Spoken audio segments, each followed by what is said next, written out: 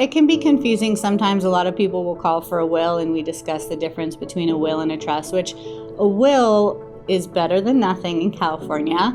But if you do fall into that category of owning a home or having minors, it doesn't protect you from the court system. So what happens is, if you don't have a will, then obviously everything goes through the court and it can be a mess and it goes the way that California dictates.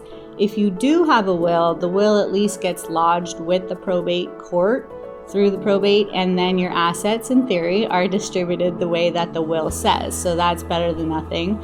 And if you don't own a home or you don't have minor kids, oftentimes a will can be sufficient to pass on your assets, because if you don't own a home, everything else has beneficiaries. And so you really just need to make sure that the will covers anything that doesn't.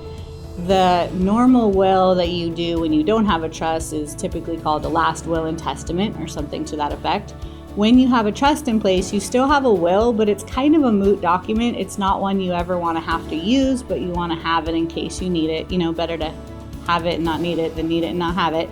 And it's known as a pour-over will, and it's really just a backup document that makes sure that in case anything is left out of your trust, it basically says, whoops, I left that out of my trust. Just pour it into my trust and dictate it the way my trust says. So it is really important, but we want everything to be in the trust, and we don't want to use the will, but we always do it just as a backup.